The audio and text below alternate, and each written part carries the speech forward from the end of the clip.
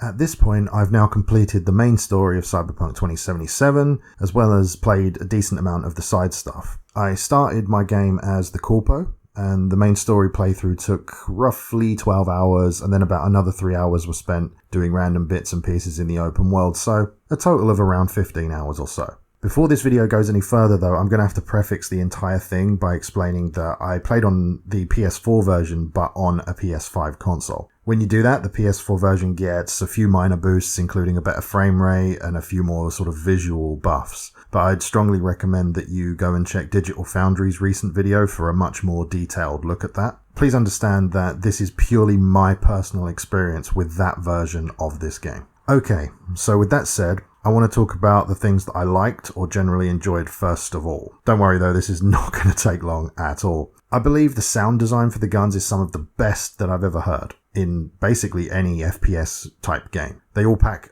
an individual punch and have a great audio feedback when firing full auto or when doing single shots. They actually all sound really quite impressive. I really enjoyed hearing the sounds of pretty much every weapon I found in the game, so that's a positive. Secondly, the pure design of the open world and Night City in general is pretty incredible, at least on paper. The visual quality that we actually get on screen looks pretty terrible on console, even on the PS5, which is a shame because you can kind of see the artistic design underneath this sort of crappy outer layer, which is annoying to see because this should have looked so much better. And unfortunately, that is where the positives completely end for me. The game's absolutely riddled with bugs, performance issues, and for me at least, it's fundamentally flawed in pretty much every area. Now obviously some of the stuff I'll be talking about will be down to personal preference and taste, but in my opinion, Cyberpunk does a lot of different things, but doesn't do any of them particularly well. It's sort of like when an old game from, let's say, the PS2 gets a remaster or a remake. In a way, it's probably how the designers originally envisioned the game in their heads when putting it together,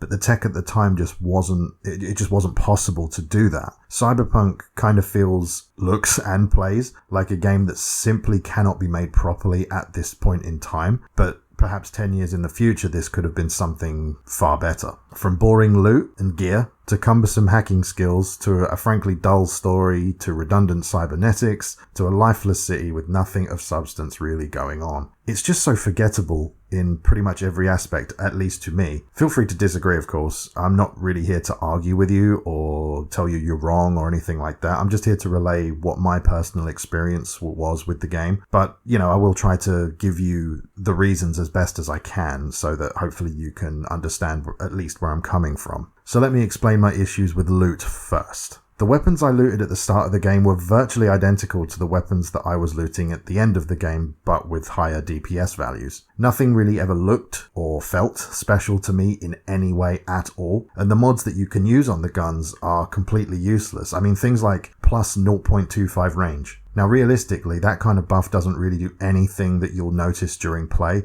and of course, it is a 0.25 buff to your range, but you're never going to really notice that. Some weapons came with different weapon skins on them as I looted them, but I was surprised to find that you can't actually put skins on weapons yourself unless I missed that completely, and you can, but I couldn't see any way of doing that. I don't know if it's an unlockable feature or something. I did the entire playthrough without knowing much about it at all, so perhaps you can, but I couldn't find any way of doing it. And, oh god, the clothes. The clothes is probably one of the worst parts. I don't really know what to say about them, to be honest, but your stats are tied to the clothes, so you're basically forced to wear whatever has the highest armor value. For my entire playthrough, my V character looked like an absolute idiot most of the time, and I don't think I liked a single piece of clothing that I found, except maybe a gas mask that I stumbled across at one point, but again, I had to move away from it and dump it when I found something with a much higher armor value, so again, can't really get attached to any specific look. There's also no transmog system in the game, so there's literally nothing you can do about it. You can't change the appearance of an item while retaining its armor value, so you basically have to dump it and wear something better. How this was missed as a feature during development is frankly beyond me. Next, I'd like to touch on the hacking skills and the cybernetic implants that you can acquire during the playthrough. I wanted to make a gun-focused build for a first playthrough because without really knowing what the game has to offer, I didn't really know what I would need. I wasn't really interested in stealth or hacking, but even so, when I did hack or was asked to be stealthy during a story mission or whatever, I found that it was just far more efficient and fun, frankly, to walk in the front door with an assault rifle. I feel like the hacking should have been more context sensitive, a bit more like in Watch Dogs. In that game, you simply had to look over at something and tap a button to execute a hack, and it was context sensitive in relation to the thing that you looked at. In Cyberpunk, you have to hold down a shoulder button, then scan the thing you want to hack, and then sometimes choose a type of hack. And once you've chosen the hack, it has to load the hack. How many times can I say hack? Before it actually takes effect on the enemy or the item that you are hacking. In that time, you could have just simply shot all the enemies that you were having to deal with. I don't really understand why you'd want to go through all that, but I mean, if you're super into role playing the Cyberpunk lifestyle, then perhaps you might enjoy that. But for me, it just felt much easier to just pull out an assault rifle. It just feels far too clunky to properly use in combat. Also, why hide and stealth around when you could just huff on your 100+ health inhalers or throw one of your 100+ grenades? Guns just seem like the best and most efficient way to handle virtually everything that the game has. As for cybernetics, I only equipped the first 2 that I believe are mandatory in the game during the story. I took a look at what was available from a few various Ripper docs, who are the NPCs that sell you the implants and fit them. I never really saw anything that I wanted to get, plus my character already looked like a freak in his clothes, so I didn't really want to make it worse for the guy. I'm sure some of them are cool, but it's my choice not to use them, and I didn't really want to use many of the cybernetics. Perhaps I would, if I had have enjoyed the game and then perhaps done a second playthrough, I may have done, but as it stands, I wasn't interested in using them. The gunplay and combat felt really janky for me from the get-go. I thought it might improve as I got better gear and leveled up. I guess it kind of did a little, but not much. It's serviceable, but feels really off to me almost all of the time. You're given quite a few large skill trees to fill out to help with these cybernetics or guns, if you like, as you level up, but none of it is particularly interesting to acquire. I guess it's fine, but things like 10% reload speed, with an auto rifle after getting a kill with one is again fine, but I don't know. It's just really uninspired. There's just nothing that really stood out to me as a, I really want that skill kind of situation. So the stats on all the weapons are also basically useless as well, except for the DPS stat, obviously. But things like 4 to 6 pyro damage on a gun that's doing 240 DPS is kind of redundant. Yes, it is a little bit more damage, but it's kind of redundant either way. None of it really matters though, as you might as well just equip the highest DPS gun. Equip that, you'll do fine. You don't really get attached to any of the weapons because they're all virtually identical. I did do a little bit of the crafting, but very quickly sort of realized that it's a bit of a waste of time. To craft a blue rarity item, for example, you need a purple material from the higher rarity purple gear. So by the time I'm finding purple gear to break down, why would I craft a blue if I'm finding purples? I don't really get that system at all. There might be something I'm missing there, but it seems just really badly designed and sort of backwards. I don't know. It's really, really odd. I found a pistol called Lizzie or Lizzie's. I can't remember the exact name. About halfway through the game, which had, I believe, around 240 DPS, and I never found another pistol or revolver or whatever that was better. Even a legendary one I found was only around about 180 DPS, and I definitely couldn't craft anything above that, so just kind of stuck with that, which just goes to show how things are kind of useless and unbalanced. Everything just feels so, pointless. Like you just don't get to enjoy things because you're forced to throw it away and equip something that's just better stat-wise. Another aspect that always felt a bit off to me was the driving. It's very floaty and sort of unpleasant feeling, not to mention that all the really nice cars are so incredibly expensive that you'll just bankrupt yourself as soon as you buy one. I did keep with the starter car for a good amount of the game, as I couldn't afford any of the newer ones. The really nice ones are stupidly expensive. You might have seen in the gameplay in the background that I managed to get a bike, which was a tiny bit better to use due to its smaller size, but overall not really much of an improvement. It still feels weird to drive it. It feels like it can go really fast, but its turning circle is really, really shallow, and sometimes I feel like I'm turning to move away from another car, and you'll notice in the video that I just smash into things, but I swear I'm moving the stick enough, but it's like the game doesn't recognize that I've moved the stick enough. It's really quite strange. I did in fact have an issue with it a few times where I literally couldn't turn. The controller just stopped turning until I got off the bike and got back on. Now this is probably one of the most disappointing parts. I found the story to be somewhat interesting during maybe the first hour, maybe two, but my corpo background basically became irrelevant after then. I was hoping that I'd be some sort of high-flying businessman with an amazing apartment who gets caught up in some bad stuff and sort of loses it all, then has to fight his way back up the ladder. That kind of happens, but in like 30 minutes.